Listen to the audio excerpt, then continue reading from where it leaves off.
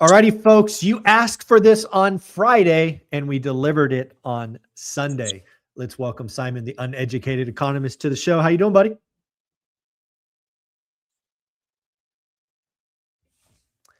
Simon, can you hear me? Or are Here we this still morning. have? Really Oh, there appreciate we it. are. Go ahead. Oh Sorry, no, you we we issued. you were you were frozen for a minute, so sorry to interrupt. Go ahead. I think we got you. Think be here to.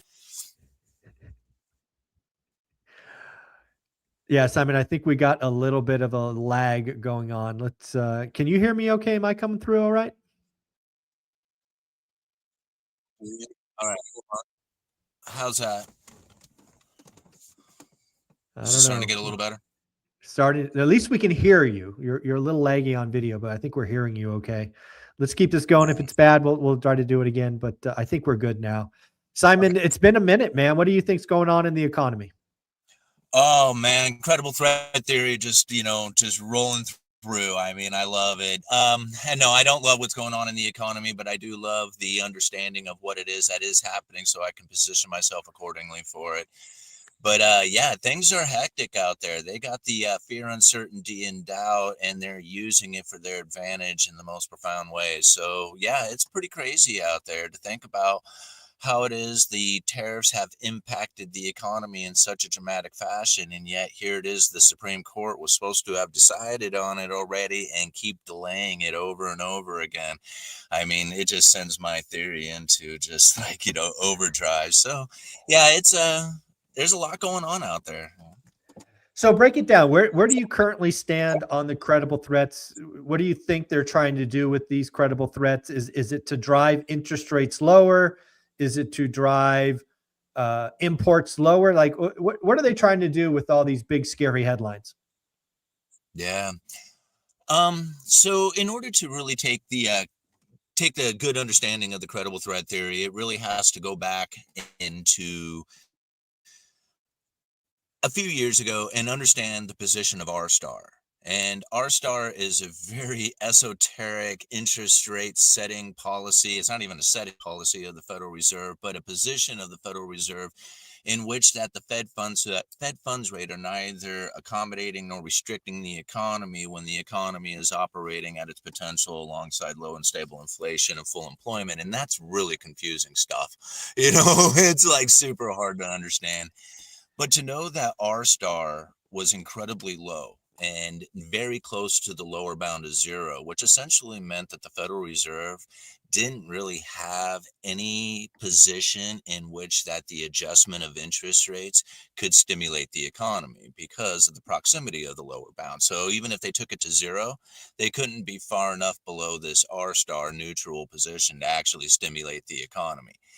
That right there, that very confusing, misunderstood position of the Federal Reserve called for them to have elevated inflation and inflation expectations. If they did not have that as an outcome, they did not have a monetary policy that would be effective to deal with a downturn like a recession or financial issues that were happening. They just didn't have any position.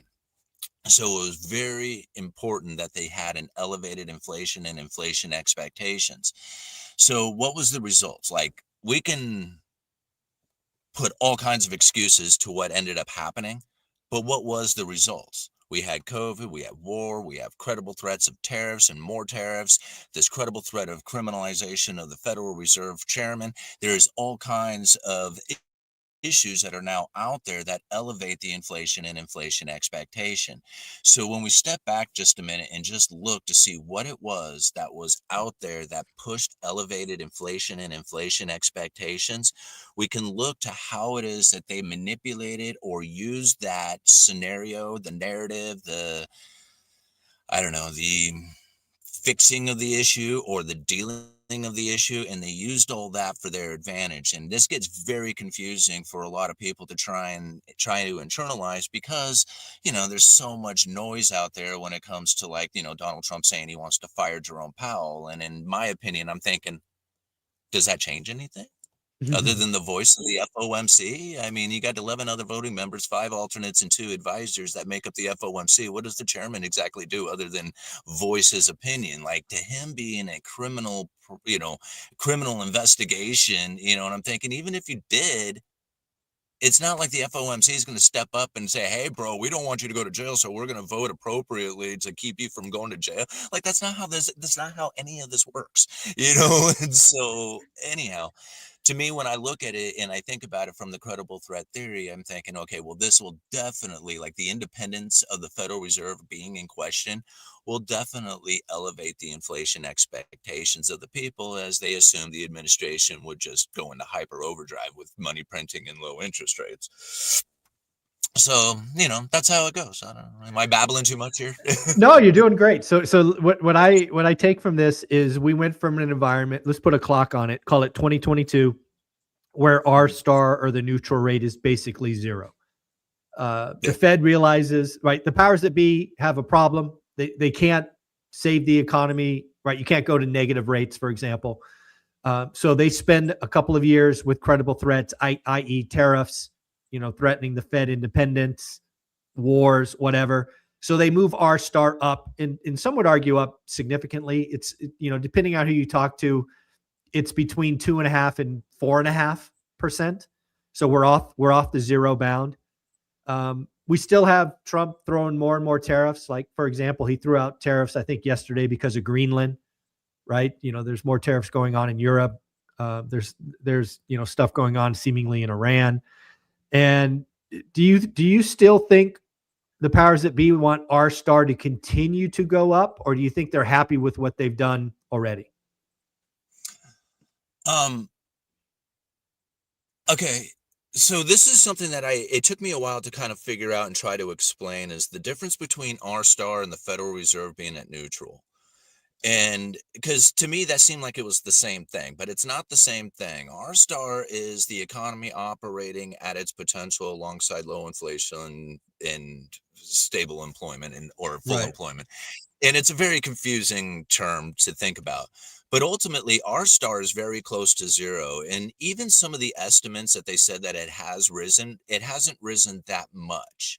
So Mm, even if it has risen, they're saying it's still like 1.5%, that it's not like, if you look at the Fed chart of estimates of R star, I haven't looked it up here, but it's still quite low.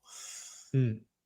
The issue that comes with it is that after you get on R star, you add the inflationary scenario to it, and then that's where the Federal Reserve positions itself for neutral, right? So as Okay. long as there's inflationary scenario, the Federal Reserve can have an elevated Fed funds rate that will then be positioned in a neutral rate, and that's somewhere around 3.5 to 4 or Got it. whatever.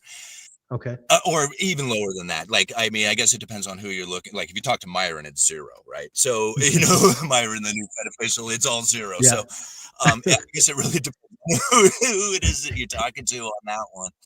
But in my opinion, if I was to look at it from just trying to be, somewhat logical from what it is that I see, R star probably is still fairly low, 1%. If you have an inflationary scenario of 2.5% ish, 2.5 to 3, which seems to be what we have out here, then you put those two together, it puts the Fed funds rate somewhere around 3 to 4%, right? Okay. Probably 3.5. That would be neutral ish, so long as you have the elevated inflation. If you don't have the elevated inflation expectation, that starts to fall. So does the neutral interest rate for the Fed funds position, which would eventually get to R star again, which is somewhere around 1%. And then if we have a downturn in the economy, no more downward adjustment can be made. And then we're back at the problems that we had prior to COVID. Hmm. Did I say that right? Yeah. No, I got you. I'm with you. I'm following along. This is fun. Um, Okay. the next thing I think about with all this is going on is President Trump has made it very clear that he wants lower mortgage rates, right? Lower mortgage rates. Um, Really, there's only a couple of levers you can pull, right? You can take R star down, you could cut rates, but you could cut margin. Um, he's talking about mortgage rates going down to 1% or 2% or something crazy like that. Again, is this just a credible threat? Can he really do that, you think? What are your thoughts on mortgage rates going lower? I mean, to me, it's a credible threat. I don't really know exactly what it is that he could do to drive mortgage rates down. Like even the idea that he was going to, like using the treasure or using the government facilities entities to buy $200 billion worth of mortgages, which would be a lot if he did it very quickly for the Sure. few months that he did it, but then it would dissipate and then it would be all over. It would go back to market forces, which is where essentially interest rates are found, is in the mortgage-backed security market between investors, buyers, sellers, whoever, where it is that the risk and demand for that is lying. So to think about like how it is that the administration is going to stand in a position of constant manipulation of a downward force on mortgage rates seems very counterintuitive to the ability of people being able to afford homes in the long run, in my opinion. Like it might help in the first couple of months, right? Like as those lower interest rates gives Yeah. those people those some opportunities, but then it'll quickly nab up the affordable homes. Only the people with the most awesome ability to pay high rates will, or high mortgage monthly payments will be able to Yeah. grab a hold of the homes, and the concentration of those properties will just happen even more. So I mean, I see it quite opposite of what, most people would think would be a good thing. Like for a few months, it would probably be awesome, but then after that, it would be very devastating. No, you actually speak the truth. I mean, the thing that I tell folks is if just if mortgage rates went to 3.5%, I keep telling people it'll feel good for a minute, and then it'll just be a Yeah. complete train wreck 6, 9 months later when real estate properties pop 8, 9, 10% again. We don't need any more appreciation in real estate. We need wages to go up. That happens slowly over time. Yeah. I'm still questioning whether or not the wages are going to be able to keep up with the cost of living increases that are going to be Mm, happening going into the future. You can see how it already, like a good job sucks, and a good job is going to suck even more going into the future because it's just not going to be able to keep up. That part is an unfortunate consequence of the Cantillon effect. And once you kind of see that as the problem, then it's not like it's an issue that you can't deal with. And that's where I try to, like, tell people, when I tell them, man, your job sucks, it's not going to work, you're not going to be able to get a house with it. And then they get all mad at me, and I'm thinking, but you got so many opportunities to make money right now. Don't think that your day job is all you need. You can do it with so much more, right? It's just like there's so many more opportunities out there to go out there and acquire some flow in your life. And, for me, I have side hustles. I do YouTube. I have a day job. I do, whatever little kind of tricks I can find on the internet to make a sale here and there. And, between all that, I'm able to buy a house in one of the most expensive cities in the entire nation, from populations 10 to 50,000. So that, I mean, don't get me wrong. I drive a 97 Suburban and a 99 Explorer here. I mean, I'm keeping my expenses incredibly low because of that, but it can be done. And that's the point about it, is just like, it's not like it's an impossibility today. You just can't do it with your normal traditional strategies. yeah. I mean, that's one of the things that I'm trying to really harp on folks is, getting wealthy is absolutely possible, in my opinion, but it all starts with belief, right? If you don't believe it's possible and you're just fighting me right from the beginning, it's like, I can't help you, right? If you don't No. believe it's possible, you're not willing to do the work. There's nothing I can do. You've already lost. Uh, well, take it from somebody who was broke ass poor, $20,000 in debt, drunk, had nothing, and 40 years old, right? No business plan, no idea what I was going to do, like no house, no nothing. This is me, right? Just a few years ago, at 40 years old, believing from the New World Order perspective that there was no possible way that anybody in my position was ever going to find any method or trail of opportunity to find wealth or ability or abundance or portfolio with a few Bitcoin and, like all this stuff in it, right? I don't have a few Bitcoin, a piece of Bitcoin, right? But the point being is that I was there just a few years ago, right? And the reason why I changed to the position that I have is literally by the changing in belief systems that I had taken on. I believed that the New World Order was after me, that it was going to keep me down, that it was going to keep me from succeeding. And it totally did. right? That's my belief system. That's what I looked at. That's what I studied, and that's what it did to me. So when I shifted to a different belief system that says, there's people out there who are absolutely killing it right now from scratch. Huh. Well, I mean, if they can do it, right? I mean, if somebody else can do it, then I can do it. That's all there is to it, right? I mean, Yeah. I had a boss one time who, like, we did some most amazing construction. I said, "Man, are we going to be able to do it?" And he looked at me and he says, "Well, somebody else has done it." And I'm like, "Oh yeah, right." I mean, it was like if somebody else has done it, we can do it. Jeez, I'm like, "Okay, you're right." So, and that's my belief system now is that it's not impossible. It's totally possible. And in fact, it's more possible now than it ever has been. You need to say that again because I think people need to hear that. It is more possible now than it has ever been. Say it again. Oh, it's more possible now than it ever has been. Absolutely. Yeah. No, I love that. I love that. I am Yep. curious. We haven't caught up in 6 to 9 months. What is Simon doing these days? What are you doing? What are you investing in? What are you looking at? Here's a question. What do you think of silver going over $90 an ounce? Where did that come from? Yeah, right.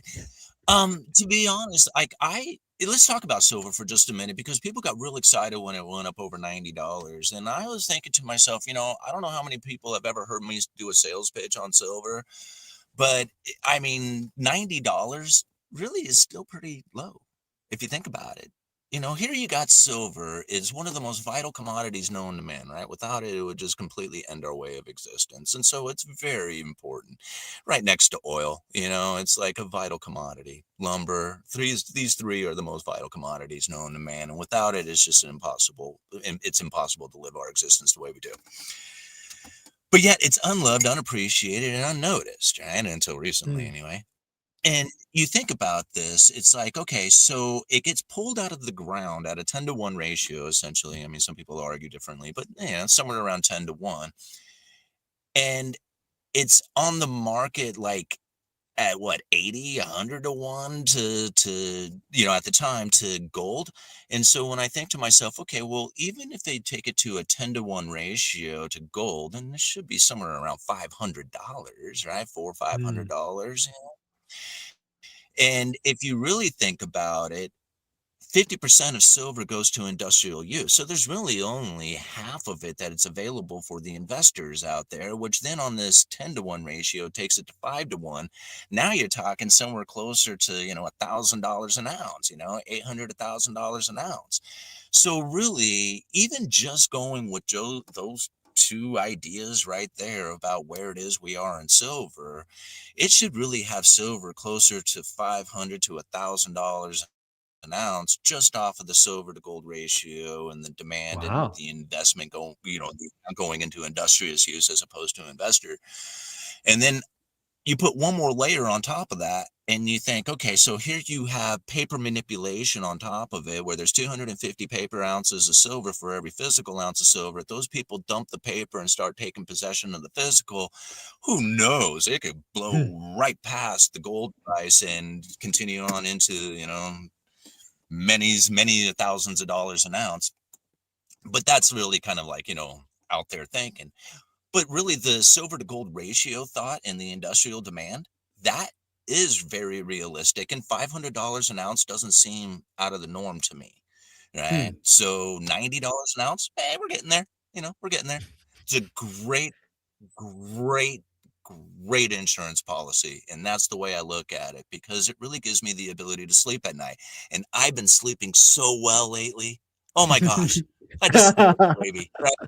It's so great.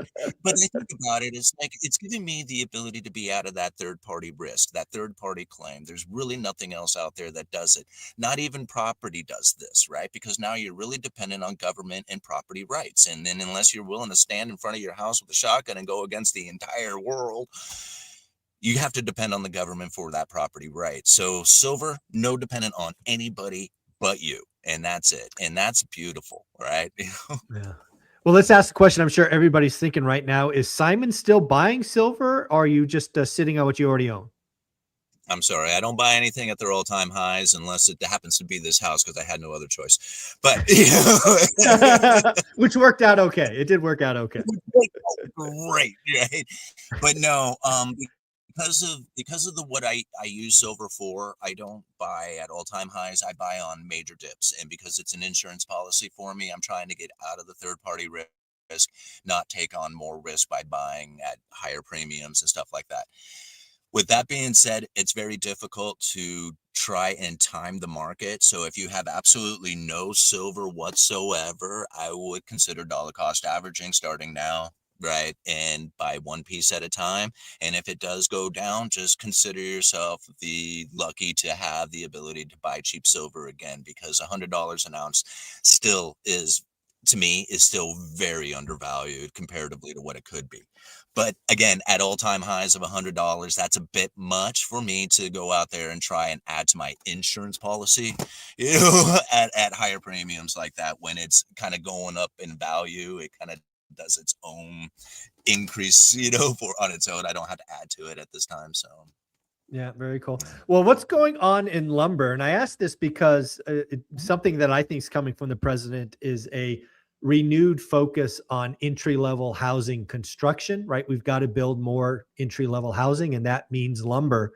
But last I checked, Yeah. they're still shutting down mills, curtailments, all of this. And Yep. we could be setting ourselves up for a spike in lumber, but you're the lumber guy. So I'll just ask you what's going on.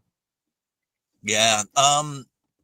Lumber is getting very interesting. This is like, it's almost like I almost have to take a step back and wait a little bit to see what it is that's actually happening here, because I don't want to get too preemptive in my predictions here of like what it is that's actually happening. But it's pretty concerning to think about where it is that the partnerships that Canadian lumber is going. And now here's the bottom line: we don't need Canadian lumber. Period. We don't Okay. need it. We have plenty of lumber. We have plenty of forestry products. We got plenty of the ability to do it right here in the United States. Here's the problem we're going to face: we need Canada for cheap lumber and to keep the lumber cheap.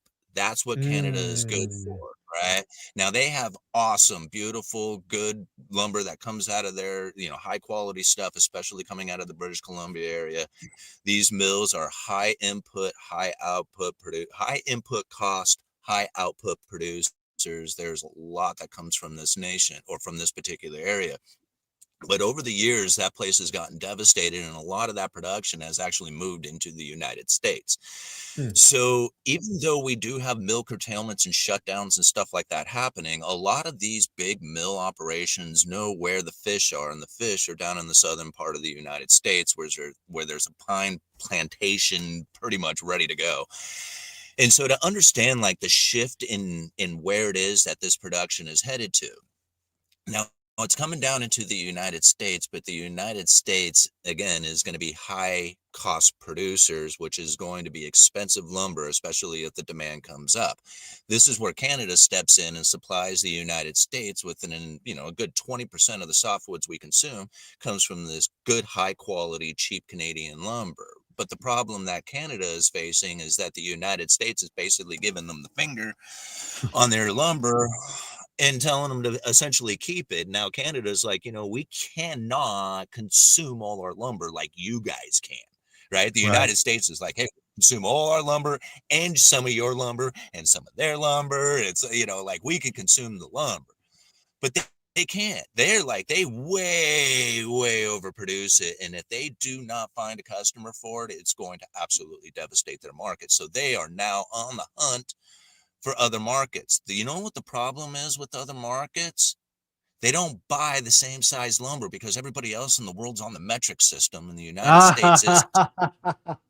It's, right? Yeah. Okay, so here you got a mill operation that is now producing metric sized lumber to push over to the European markets or Taiwan or Japan or wherever that it's going. I don't know, right? It's going somewhere, somehow in the world that uses the metric system and not the United States, which is the only one that is not going to be using the metric system. And so all that lumber that is produced cannot come into the United States because we just don't have a market for it. Like some builder out there might be like, I can use it, but no, like they're not going to be distributing that through the retail markets, right? So this is an unfortunate consequence that I think is underlying right now that not a lot of people are noticing, in which that once that partnership has been severed and re-established with the new partner taking on a new type of product, you're not going to just switch back into the old product Yeah. right away. And so when the demand starts to pick up for this lumber, and it will, just by the things that you were even suggesting out there, you're going to find issues with the supply of lumber. Can we supply? You bet. Can we supply cheap lumber? Not a chance in the world. Mm. Not like that subsidized cheap lumber coming out of Canada ain't gonna happen. And so I think about this, I'm like, oh boy, like if we do have a spike in demand coming from the builders in any way, it's going to like zap the inventory and you are going to see a devastating prices. It's gonna get really high really fast. I couldn't tell you how hard, right? I mean, I guess that all depends on the demand and the supply that's available, but boy, does that seem like it's set up for it. Yeah, it just seems like there's the raw material is there for a sudden spike in demand, and the only reaction is higher prices. It does seem to be set up that way. Yeah. It's Yeah. really it's really leading down that path. So I really think about it even on that. It's like once the demand picks, like once it happens, like the the buyer is there, whatever happened, interest rates come down, some reason, I don't know, some kind of government assisted program comes out there. All of a sudden we have this demand coming to the home builders out there and they jump into the game. Once they sign those contracts, this is the problem that a lot of times I don't know if people are going to quite understand is that once that contract is signed, that project's in motion and Hmm. that is inelastic demand, right? That means they will pay any price of the lumber. They cannot, and if there's Correct. none available, it's, it will send the prices to the moon. And this is not manipulation. This is supply demand issues. And this is something that I've been trying to share here on the channel, my channel, for a long time, that this is like the issues that are happening within the economy right now with the slowdown in builder demand due to the lack of buyers. Whether or not that's manipulated or not, it doesn't seem to me to be necessarily a manipulation done on purpose to drive the lumber prices down to keep No. the mills from producing so that they can be, you know what I'm saying? It's like, it's not, this doesn't seem to be the course of action of a conspiracy theory. It No. seems to be market behavior due to supply demand forces that Yeah. really are the consequences of financial instabilities from a central banking system been in motion for hundreds of years. Yeah. No, it's exactly. I think this is just supply demand, doing its thing. High price, high rates, reduced buyer pool causes the supply chain to contract, which is what is happening. But then you get external forces like, for example, a government program that helps first time home buyers with down payment assistance, and bingo, bango, demand starts, builders sign contracts, price inelastic, shoots to the moon. This remind us what happened last time. So in the pandemic, everything shut down for a minute, then demand spiked. How expensive did lumber go from like at the bottom to the top? How big was that range? Well, it was huge, and the reason is that 2019, prior to COVID, there was a huge drop in the lumber industry. It was devastating. Like lumber prices had went from their all-time highs back then in 2018 of 650 per thousand. So just for your audience, real quick, 650 per thousand means $650 per thousand board feet. So a board foot is 144 cubic inches, however you want to figure that part out. So just to Mm. kind of give you an example, one 2x4 8-foot stud has 5.33 board feet in it. All right. Mm. So it all goes off a board foot. When you go down to the lumber yard, you buy an in lineal foot or by the piece or something like that. And nothing ever makes sense when you're listening to it this way. But anyway, it was at 650 per thousand, and that was incredibly high. That 2x4 would sell for, on a retail basis, for somewhere around $4.29, maybe a Mm. little higher in some areas, a little lesser in some, but somewhere right around that little over $4 mark. Now, when it dropped in 2019, it dropped dramatically. What had happened is that Canada was on what they called a salvage mode. because of a devastating event from a bug infestation that killed off a huge portion of the British Columbia forest. So they went and harvested a bunch of these dead trees before, the forest fires burned them up and they rotted, and they milled it up and sent that lumber down to the United States. This loaded the United States up with a lot of cheap lumber. Prices were devastated. Issues were happening within the financial markets that people like Peter Schiff was totally warning about recession coming. And this was driving down demand in lumber. And it went to like, I forget how low it got, somewhere around 200 per thousand or something. It was just like this huge drop. This shut down massive amounts of mills in 2019. And this is where my channel was really warning people. Every single week, I was talking about another mill curtailment, another shutdown, talking about this place up in British Columbia called 100 Mile that just completely devastated the entire area up there. It was generations of people that had nothing else going on except for that mill operations, and they were done. It was crazy times. And then here it is, COVID hit. Even more mill curtailments, more shutdowns, and then something quite amazing took place. Stimulus checks went out. All of a sudden, I had people coming down to the lumber yard, and they are buying up a ton of stuff. Started with paint. You wouldn't believe it. Started with like, we're all looking around. It was just like, have you noticed like every other customer's buying paint? And I was just like, well, they want to cheer up their house. They're locked inside, Right. right? They're supposed to be like, so like they're buying paint and cleaning up their house. They're building fences, they're building outdoor decks and gazebos because they have to, they're locked down, they're staying at home, they're quarantining and shit Right. like that. And so now all of a sudden you have this huge demand for lumber, and it just zaps my 4x4 pressure treated, right? This is my first thing to go. And for those of you who know, I work at a lumber yard. I do retail sales, right? So all of a sudden the 4x4s are gone. I call up my supplier. I said, holy crap, man. I mean, I got a lot of customers coming down this weekend building stuff. I need like 2 units of 4x4 eights on the next truck. He says, good luck, man. I don't have any. And I'm like, what do you mean you don't have any? And he was just like, I don't have any. I said, well, when are you going to get them? He says, I don't know. The mills aren't milling them. They're only Wow. milling what's selling right now, 2x4, 2x6 studs and plate stock. The 4x4s are in very limited supply. So I don't know when I'm going to get them. And I'm thinking, bro, this is my supplier, right? My exterior, this is like, my pressure treated wood supplier. I'm like, bro, no, wait a minute here. We're coming into summer. I need 4x4s. It's the cornerstone of every outdoor project. I'm talking every fence, every deck, everything is depending on these 4x4s, man. You got to get them to me. And he was like, I don't know when they're going to happen. Hmm. Price of 4x4s went through the roof, bro. If you could even find them. And I thought, oh crap, this is it.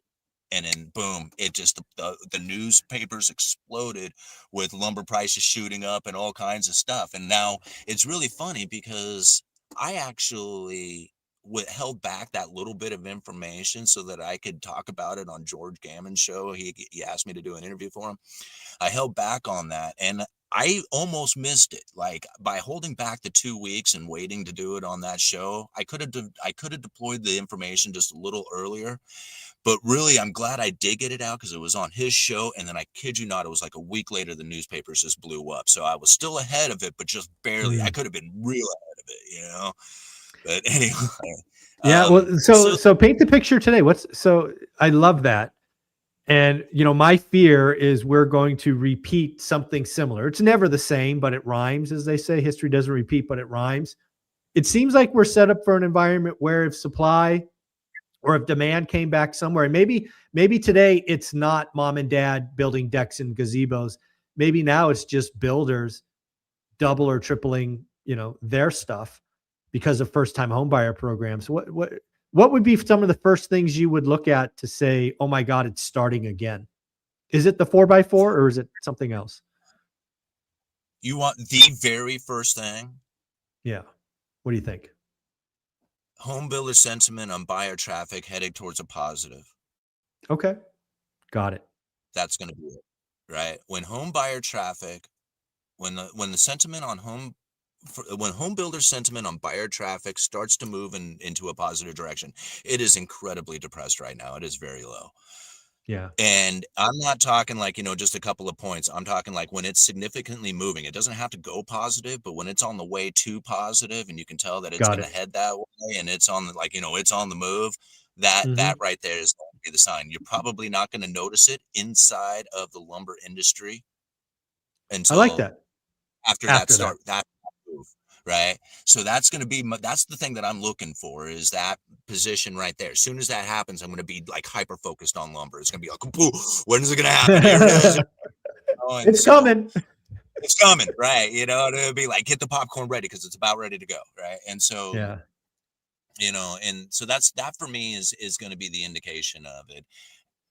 What you'll probably notice is that uh, home builder permit issuance will start to rise, and then the starts, and then the lumber will start to move. G All right, got so it. kind Okay. of probably go down that direction. And you think Most that's likely. like a 3-month window? You think like buyer sentiment turns, then permits, then builds, kind of 3, 6 months? Or like, what's the duration you think? I mean, I guess it would really depend on, what it is that's triggering the event to change it. Like, I mean, if you got this, like the natural economic forces that are happening, it's probably going to be a very Yeah, long slow time. Yeah. time, Yeah. like not existent noticing, right? You're like, when is it going to happen? I was like, oh, it already happened, man. We didn't notice, it was like, that kind of thing. But if you have a triggering moment, like a deployment of a government program or something like that, then yeah, then you'll have a whole different kind of Well, that's situation happening. You would have to yeah, re-characterize I the don't know if you were in the lumber industry back when Obama was president, but he did an uh $8,000 tax incentive. Do you remember that? barely. I was right there is where I was failing the most, right? And so I wasn't paying a whole lot of attention Fair enough. to what happened, right? You were at the low point of life. Yeah, I got you. I Well, got you. yeah, I wasn't doing well right there, bro. I wasn't paying attention to a whole lot of it. Fair enough. So no, I But that don't necessarily yeah. remember that program though. But that's I've been around the block a long time, right? I'm well over 50 years old, so I've seen a lot of government intervention. And this is a real legit fear of mine that sometime in the next 30 to 45 days, so relatively short window, the president of the United States is going to come out with some kind of executive program that ignites demand. My hope is it's entry level housing, but sometimes there's a whole bunch of unintended consequences. And if we have this external force that gets into this market, it's not going to be slow. That's my fear, right? I think you're absolutely right. If you just let market forces do what market forces do, it's going to be a slow grind and you'll barely see it coming. But if you get an external force that says, shit, $10,000 in free money for every first time home buyer, I'm just making it up. I'm just trying to be extreme on purpose. You're going to get a lot of first time home buyers. And that could lead to a very bad outcome. It, here's two things that you can do. You can look at the supply and demand side of things. If you increase the demand, right, then you are going to cause prices to go up, right? And that's exactly what you're doing by incentivizing with $10,000 is you are adding pressure to demand. So if you're trying to cure supply demand imbalances, working on the demand side of things to make housing more affordable to people doesn't solve the supply demand imbalances. It actually makes them worse. Right now, again, like we said, the initiation of it is going to be awesome for the people who have first access to it. They'll even interview. How do you feel about it? Oh, it was awesome. See, it's awesome, right? Okay, great. Yeah, people who have first access to it, they get to have the awesome ability, but then everybody else suffers the consequences of it, which is going to be ever increasing amounts of separation between the rich and the poor through property concentration and the inability for the average everyday person to use their day job in order to acquire those things if they weren't one of the people who got to take advantage of the $10,000 in the initiation of it. So this isn't like, I mean, I don't want to be the doomsdayer. I don't like the idea of this. It doesn't matter what I like or what I dislike. It's not important for the outcome for me to like it or dislike it. That's not the part. The part that we really have to understand is that why this is happening is because of the ever increasing amounts of abundance of money that comes into the country, right? Comes into this economy. And the people who have first access to that money, they are able to take full advantage of it. Now, this originally is the Cantillon idea through like a gold mechanism that kind of limits the amount that comes in, that will eventually cause a peaking and then a redistribution of that wealth. That doesn't happen anymore because of the fiat currency system and the ever increasing amounts of money that comes into the system. So you're going to have ever increasing amounts of separation between the rich and the poor. And there's no better way of recognizing this than through property ownership. So if you're not moving towards property ownership, you're moving towards the other side of the wedge. The only other way that you can go about it is to be the capitalist, investing into the system to get a secure rate of interest beyond that of your occupation. Those are the only two positions that you can possibly take. Anything else other than that, then you're guaranteed yourself harder times, more work. It's going to be difficult effort. And if you take on debt in the meantime, you're almost guaranteeing yourself on the bottom side of the wedge. And that's Yeah. an unfortunate consequences of our situation we now face. So it's absolutely critical that you become a property owner. Like, if you are not moving towards that position, one way or the other, like if you are not trying to figure out how it is that you can team up with somebody else, how it is that you can figure out the side hustles to get that down payments done so that you can get somebody else to start paying the rent on the property, figuring out something out there, then you must be working towards securing a rate of interest beyond that of your occupation, which means that you are going to have to be one hell of a good investor, right? Picking out the right stocks, the right businesses, the right things to invest in order to get that return. Property ownership and capitalists are the only ones who will live independently of the state. Everybody else will be suffering the consequences. Yeah, I want to go one level deeper on that. So what I hear you saying here is property ownership is going to be a cornerstone of people's financial future. More, more in the future than it is even today. Is that what you're kind of saying? If you're not a property owner, you're going to be on the bottom side of the wedge. That's all there is to it. I don't care how much money you make. Yeah. It isn't going to matter, right? At some point in the future, it's the inequality is going to be driven so much that you can already see it. People have a hard time recognizing it now. They call it a K-shaped economy, but it's not. It's two different economies operating right now. You got the top Mm, 20% of household incomes doing the consuming, and then you got the working class individuals who don't necessarily matter to monetary policy anymore. Now, they do matter in the sense that they have to drive the truck and flip the burgers and serve the beers, but they don't matter anymore as far as the monetary policy and the attempt to try and use interest rate adjustments to increase or decrease the employment to create an inflationary scenario. That is the old monetary policy. The new one is now focused in on the top 20% of household incomes and whether or not asset valuation will give them the ability to continue their consumption. That is hugely different, right? So the working mhm. class, sorry guys, you're done. Great job, right? But that's your your awesomeness and your backbone working class blue collar position that was the consumer, the driver of the economy in the United States has fizzled away. I'm sorry, Mm. it sucks. I'm blue collar. I work retail. I literally stand at a till and I sell 2x4s and I go and I put them in the back of pickup trucks. I got that same position, guys. I know it. But I also do side hustles. I do YouTube. I do so much other stuff because I know that day job isn't going to be enough. And it's a good job too. That's what's crazy about it. My boss is a really good boss. He provides a lot for us with insurance and vacations and all the good stuff. It's not enough. Man. Not for So I've said I mean, something.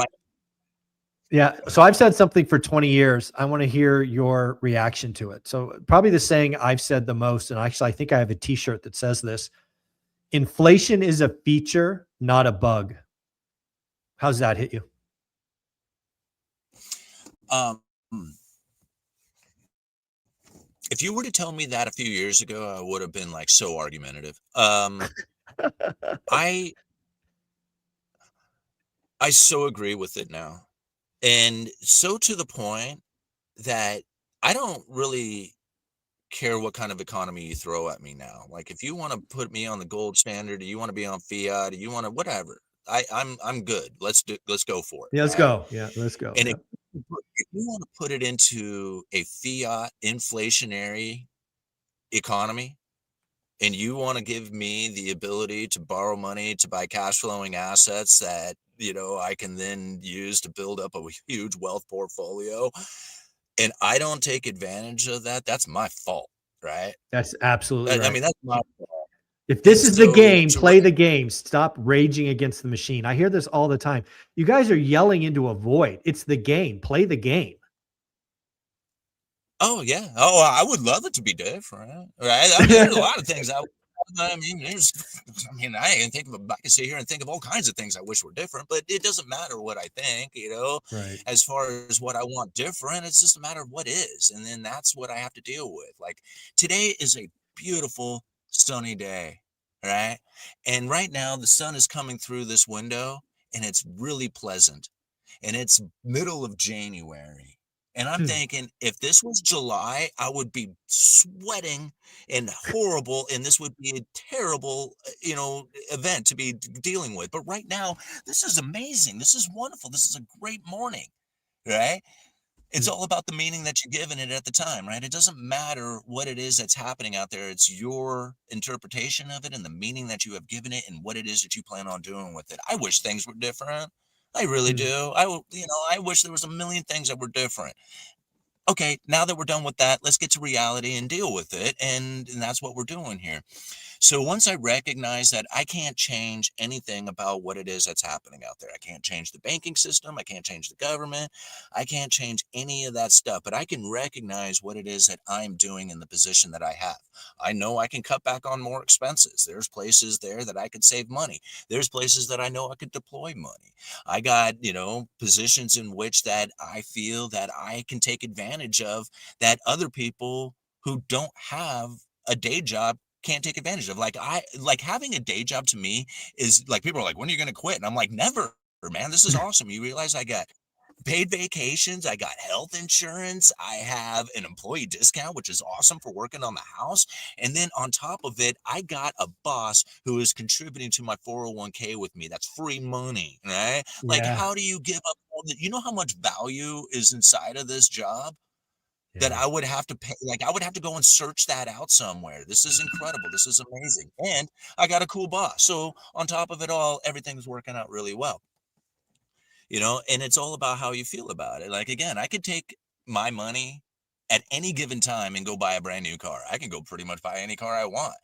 But I am now in a position in which that I have been able to get out of debt completely and build up $100,000 portfolio of stocks and bonds and cryptos and all kinds of things out there. And then I got this house that has also increased in value. And I'm thinking to myself, man, I do not want to get into expenses. I want to get into assets, right? Keep my Yeah. liabilities low, keep my assets high, and man, you can actually do this, right? You can actually make this happen if you think about it in that fashion. And it was just like, most people are like, man, I'm going to work real hard and go and dump it into a car.